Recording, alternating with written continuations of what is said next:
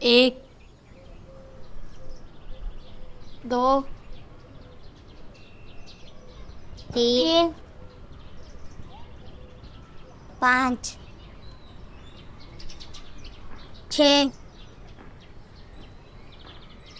4,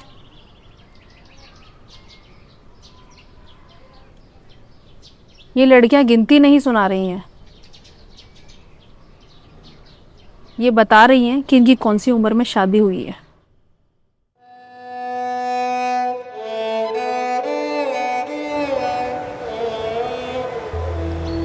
सदियों से सुनते आ रहे हैं, लड़कियां पराया धन होती है। लड़कियों के लिए कोई अवसर नहीं है, लड़कियों की पढ़ाई के बारे में नहीं सोचते हैं। हम घर में लड़कियों को एक तरीके से बेटी के समान मानते नहीं मानते, अभी भी लड़कियों को बोझ ही समझा जाता है।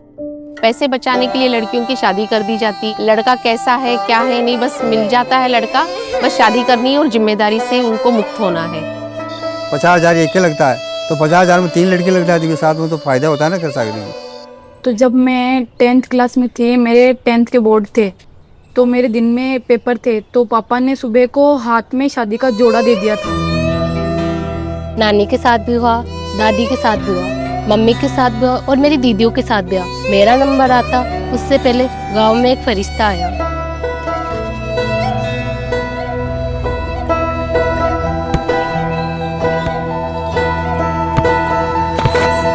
फुटबॉल।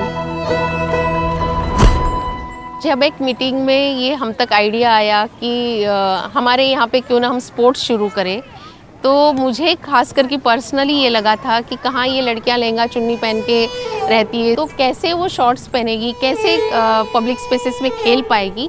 लड़कियों को जोड़ने के लिए हम पेरेंट्स के पास जाते थे, उनके हाथ जोड़ते थे, कई बार उनके पैर भी पड़े, भेज दो लड़कियों को।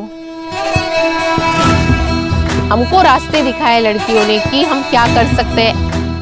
लड़कियां सुबह 4 बजे उठने लगी, पढ़ाई करने लगी, घर के काम करने लगी और फिर खेलने आती, और जैसे परिवार वाले चाहते थे उस तरीके से लड़कियां रहने लगी।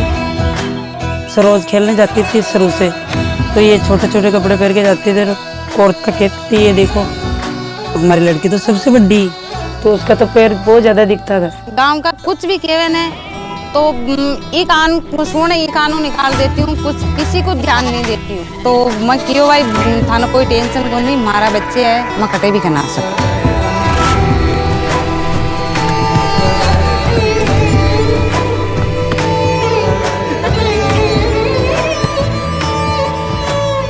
पहले 1-2 के सामने भी मैं खुलकर नहीं बोल पाती थी, अब चाहे लाखों की भीड़ भी हो जाए तो मैं अच्छे से बोल सकती हूँ, और अगर कोई मुझे मतलब दबाना चाहे तो मैं दबती नहीं हूँ। हमारे बहुत सारे बदलाव हुए, जैसे कि पहले घर से बाहर नहीं निकला जाता, कि हम जानते नहीं है कि अजमेर कौन जा सकता है, बस लड़के ही जा सकते हैं, हम नहीं जा सकते। मुझे पहले डर लगता था बाहर जाने में, अब मुझे डर नहीं लगता है। पहले ऐसा डर लगता था कि कोई ले ना जाए मुझे, अब नहीं डर लगता मुझे।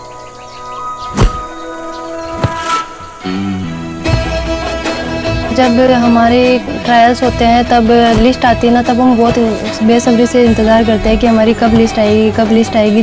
फिर हम अकेले ट्रैवल करते हैं, बाहर लड़कियों से मिलते हैं, कॉन्फिडेंस आता है खुद के अंदर, लोगों से बात करने का तरीका सीखते हैं।